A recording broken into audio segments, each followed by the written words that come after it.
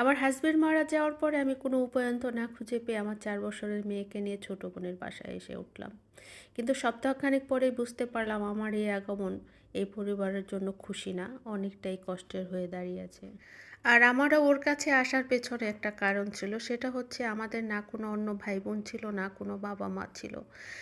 থাকার মধ্যে শুধু এই বোনটাই ছিল আমাকে আশ্রয় দেওয়ার মতো। এই তো সপ্তাহখানেক হলো ওর বাসায় এসেছি। কিন্তু এই সপ্তাহ খানিকের মধ্যে আমি টের পাচ্ছি আমার বোনটা আর আগের মতো আমাকে আপু আপু বলে ডাকে না। ধীরে ধীরে তার গলার স্বরটা চেঞ্জ হতে থাকে, আমার সাথে কথা বলার ধরনটাই তার পাল্টে গেছে। আর নিজেকে তার সংসারের কাছ থেকে অনেকটাই গুটিয়ে নিয়েছে। তখনই বুঝতে পারলাম যে আমার এই আগমন আমার বোনের জন্য খুশির হয়নি। একটা জিনিস খেয়াল করলে দেখবেন, আমরা জীবনে এমন কিছু মুহূর্তের শিকার হই যে মুহূর্তগুলিতে আমরা অনেক নিরুপায় থাকি। আমরা বুঝতে পারি যে কে আমাকে ভালোবাসতেছে, কে আমাকে পছন্দ করতেছে, সব কিছু বোঝার পরও আমাদেরকে মুখ বুঝেই সেই জায়গাটাতে পড়ে থাকতে হয়। তার একমাত্র কারণ আমাদের যাওয়ার আর কোনো জায়গা থাকে না। কিছুদিন যাওয়ার পরে যখন আমি রাতের বেলা কিচেনে কাজ শেষ করে আমার বেডরুমের দিকে আসতেছিলাম, তখন আমার বোনের রুম থেকে কিছু কথা শোনা যাচ্ছিল। যদিও মনে হলো কথা শুনে যে কথাগুলি আমাকে নিয়েই হচ্ছিল, কিন্তু আবার একটা মনের কোণে আসলো যে কথাগুলি শোনাটা আমার ঠিক হবে না। কিন্তু এই যে অবাধ্য একটা মন আছে, মন তো কারো কথা শুনতে চায় না। খুব কিউরিওসিটি হলো যে ওরা কী নিয়ে কথা বলছে। কথার একটা পর্যায়ে শুনতে পেলাম যে আমার বোনের হাজব্যান্ড বলতেছে যে এরা আর কতদিন আমার বাসায় থাকবে। এই উটকো ঝামেলা তো আমার ভালো লাগছে না। কেন তোমার বোন আমাদের বাসায় এসে পড়ে আছে? আমার বোন আবার বলল যে আমিও তো চাই না যে সে এখানে থাকুক, কিন্তু চলে এসেছে, এখন আমি কি করতে পারি? তাকে তো আর আমি মুখ ফুটে বলতে পারি না। অবশেষে তাদের কথায় আমি এটুকুই বুঝলাম যে আমার আগমনে তাদের অনেক ঝামেলা হচ্ছে, তারা অনেক অসন্তুষ্ট আমার উপরে। কিন্তু আমিও নীরবে ছিলাম বলেই অনেক কিছু জানার পরেই মুখ বুজে শুয়েছিলাম। তাদের এই কথাগুলি শুনতে আমার খুব কষ্ট হচ্ছিল, তাই চোখের কোণে পানি নিয়ে আমি রুমের ভিতরে চলে আসলাম। এসে দেখলাম যে আমার ৪ বছরের মেয়েটা নির্দ্বিধায় খেলছে।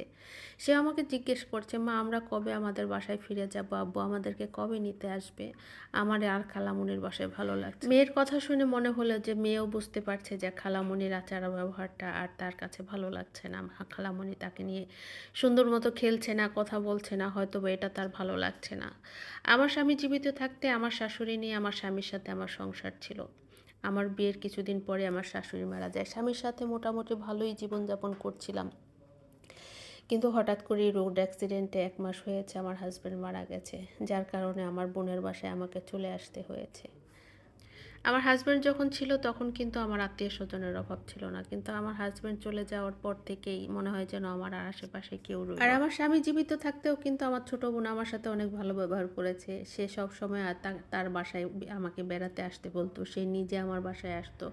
সবসময় ২ জন একসাথে গল্প করতাম, কথা বলতাম। ২ জনের সাথে সম্পর্কটা অনেক ভালো ছিল। এরপরের দিন হঠাৎ করেই মনে হলো আমার বোন কারো সাথে চিল্লাচিল্লি করে কথা বলতেছে। তো একটা পর্যায়ে খেয়াল করে দেখলাম আমার ছোট বোন আমার মেয়েটার সাথে খারাপ ব্যবহার করতেছে এবং খুব রাগ করে কথা বলতেছে। সামান্য ১ পিস কেকের জন্য আমার মেয়েটাকে যা ইচ্ছা তাই বলতেছে। আমি সব দেখার পরেও সামনে এগিয়ে গেলাম না, কারণ আমার বুক ফেটে কান্না আসছিল। মেয়েটাকে কি বুঝ দিব? আমার মেয়েটার হাত থেকে কেকটা নিয়ে সে ডাস্টবিনে ফেলে দিল। এই কেকটা তার হাজব্যান্ডের জন্য রেখেছিল, কেন আমার মেয়ে সেটা মুখে দিয়েছে? এই ঘটনার পরে আর আমার মন মানল না। আমি সব কিছু গুছিয়ে ওর বাসা থেকে বের হয়ে আসলাম আর মনে মনে ডিসিশন নিলাম, প্রয়োজনে মানুষের বাড়িতে কাজ করে খাবো, তারপরও আর আপনজনের কাছে যাব না। যদিও এটা এক আপুর জীবনের গল্প, আমি মনে করি আমাদের জীবনে বাস্তবতা এমনটাই। যখন আমরা অর্থনৈতিকভাবে সচ্ছল থাকি আমাদের লোকজনের অভাব থাকে না। সবাই ভালো থাকবেন, সুস্থ থাকবেন। আল্লাহ হাফেজ।